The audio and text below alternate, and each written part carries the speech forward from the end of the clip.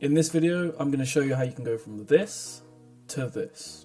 This tutorial assumes that you know how to use Hammer, even if it's just a little bit. If you don't at all, I suggest you watch some of my videos that I've left in the description to get you started with Hammer. I also suggest that you use Hammer++ for lighting previews, but it's not completely necessary. This video is actually going to mark the end of our mapping series here. I'm definitely going to upload tutorials here and there, but from here on out, I'm mostly going to be making game-related content, primarily about Source Engine games. I made this channel because I know how to edit videos, make thumbnails, make music, do level design, code, and the list goes on. But I haven't been able to upload to my main channel for various reasons, so I just use this as a creative outlet. And I made this mapping tutorial especially because it looks like Source 2 is going to be the next big thing, and people are already moving over to Source 2's Hammer. So I wanted to make modernized, short videos with consistently good editing to keep people trying to use the Source Engine. But as I said, this doesn't mean I'm going to stop mapping content entirely. It just means that I've done a large amount of what I wanted to do, and this video is going to prove to you that you can make amazing looking environments from all those basic things you've learned already through my videos. I'm also going to try to explain some basic lighting theory as we go along as well.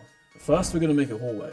You can use whatever dimensions you like. Mine's going to be 192 wide and 176 high. But like I said, you don't have to follow this exactly. Now, get the texture application tool, hit browse, and find the texture you like for the floor. I'm going to use the tile texture. Right click your floor to apply the texture. I'm also going to search for plaster to find a plaster texture for the wall. Right click on your wall to apply the texture. Now we're going to create a window. Get the entity tool and place it into your map. Hit Alt Enter and search for prop_static. Go to the world model section and find the window that you'd like to use. I'm going to use this one. Now place it roughly where you want it to be on your wall.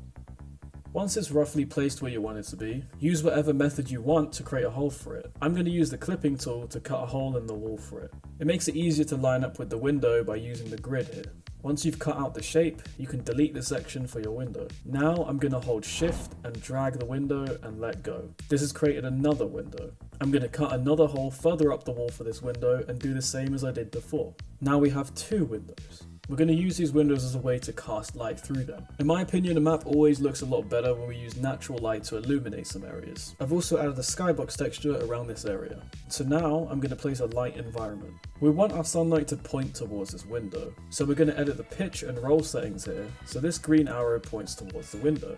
You can use the point towards button here and click on your wall, then adjust it however you want. I'm also going to change the light color to this pale blue color, and the ambience color to this darker blue. I think this is a Hammer++ only feature, but if you use this arrow, you can see now that the light is going to point towards our window, so we know that we've done it right. To make your light more interesting, you could add bars in the window to make the shadows casted on the wall more detailed. I'm going to place some temporary bars in this window and some wooden planks on the other window. I want the wooden planks to be super thin, so I'm going to use the grid shrinking option and place a brush that's 2 units wide. I'm going to rotate them now by clicking once on the wood in the grid, then holding Alt and using this rotation circle. I'm now going to shift drag to make 5 of these and randomly rotate them. Now I'm going to add some dust and fake volumetric lighting to the window light. Get the trigger texture and place it somewhat around your window and across the hallway. Now, using the lighting preview, I'm going to use the clipping tool to cut it so it's in line with the trigger. This way our dust will follow the light nicely.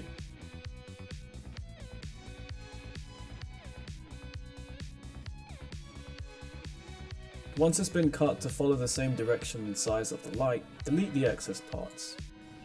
Hit Ctrl T and make it a func_dust modes. I've changed the following settings that you see highlighted in blue. You can copy me or mess around and do something else. Once that's done, shift drag this trigger over itself to make 2 triggers. Hit Alt Enter on the new one and change it to a func_dust cloud. Again, everything highlighted in blue is what I've changed the settings to. You can copy me if you want, or you can try whatever you want. I want my light to be a little bit more glowy, so I'm going to place an entity, hit Alt Enter and create a light entity. I'm going to place it right here over where it hits the wall. The brightness is going to be the same color as my light environment, and the 4th number, which is the intensity, is going to be 50, so it's not too bright. I'm going to change the 50% and 0% fall off distance to 50 and 100 so it doesn't carry out far. This is going to make the casted light a little bit more harsh. As well as this, I'm going to create an entity, hit Alt Enter, and create a light_spot entity. This entity allows us to cast light from a specific place with a cone shape. It's what you should be using most of the time if you want to cast light somewhere. I'm going to angle it and rotate it at the window to make the light casted from the window brighter and more intense. I'm going to change the brightness to the same color as my light environment again, and change the fourth number to 200. Once it's angled at the window, change the inner and outer fading angles until it kind of matches the angle of your window's light. After that, you can just shift drag it onto the other window. I want to make it subtly clear to the player that they have to go around this corner and they're going the right way. We can do this by using contrasting colours. Our map is very blue at the moment, so to convey this I'm going to use fire, and it's going to contrast nicely with the blue. I'm going to create a bin with a fire on it. I'm going to place an entity and hit Alt Enter. I'm going to turn it into a prop_static and find an indoor bin model on the world selection. Now I'm going to place another entity and turn it into an env_fire. I'm going to mess around with these settings as follows. I'm also going to select these flags. Now, place the fire somewhat inside your bin. I'm also going to add an orange light above the fire to make it brighter. Obviously I'm going to make it orange, but I'm also going to set the fourth number to 15 because I don't want it to be so bright. Another method I like to do to make my fire more convincing is to shift drag and create 3 light sources. Now I'm going to set their brightness to a low number, anywhere between 2 and 5, and set the appearance on each of them to candle A, candle B, and candle C. This way, there's going to be some extra flickering effects to make it seem like the fire is actually casting light.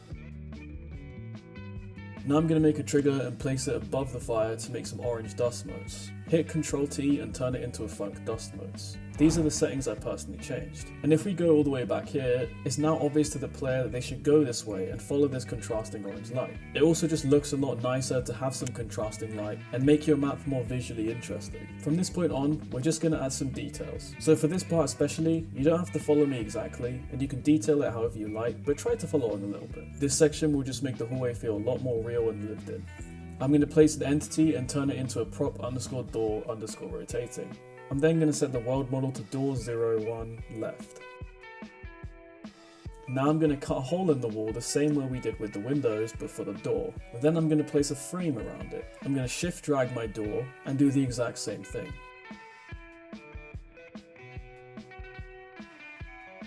If you're planning on making these into rooms that players can explore, I advise putting them away from the volumetric light so it doesn't get in the way. Now I'm going to place some random props in the map. The most important thing is that you don't obstruct the player's walking area and don't place any tiny props that get in the way. So first I'm going to place this vent prop at the top and shift drag and make it connect all the way till the end of the corridor. Then for the last one, I'm going to rotate it by 90 degrees by doing Ctrl M and changing this value to 90. And have it follow along down the rest of the corridor. I'm also now going to place some props that you'd see in an old apartment, like a bike, some bins, and rubbish on the floor. With these small garbage props, I like to turn the collision mode to not solid. This ensures that the player isn't going to accidentally collide with it or anything. I like to do this with all the small props on the floor that I use, because it's so small that it doesn't feel weird for the player to walk through it, and it actually feels really annoying if it does have collisions and you do walk through it. I'm also going to place some physics props to make the environment a bit more fun. I'm going to place a breakable table with prop physics on the edge here. Then I'm going to place a basket with some bottles inside of it. I placed these bottles on the table so the player wouldn't get annoyed by the bottles being on the floor and potentially obstructing their movement. By using a table and making it hug the wall, the player can easily see that there's something in the way here and they're not going to accidentally walk over some bottles. This way, their view is clear and they can choose to interact with the table and the physics props or just walk around it slightly. I've continued to do this by placing more things like pallets, push carts with barrels, paint buckets, extra trash and more, all while ensuring they don't obstruct the player's main path or get in the way of anything. To make the textures a little bit less boring, some textures come with special variants. This tile texture I've chosen, for example, has its own broken tile version. I'm going to cut carefully on the edge where the squares change colour on either side, and change it to this broken texture so it appears more broken up and real. Now I'm going to place decals and overlays. First click the decal tool or the overlay tool. Overlays can be easily resized, whereas decals can go over multiple brushes at the same time. To find a decal, you can just search decal or overlay in the texture menu, or even something like plaster to find plaster rips. I'm going to place some trash decals on the floor to make it busier. I usually aim to place different ones so it doesn't look repetitive and just click on the brushes. You can also add stains, posters and all sorts. I'm going to do this now by searching for poster and adding a bunch of posters, and then stains and adding some light stains to make the place look more run down. As well as this, I'm going to find suitable plaster ripping decals and place them on the walls to make the place look unique and destroy.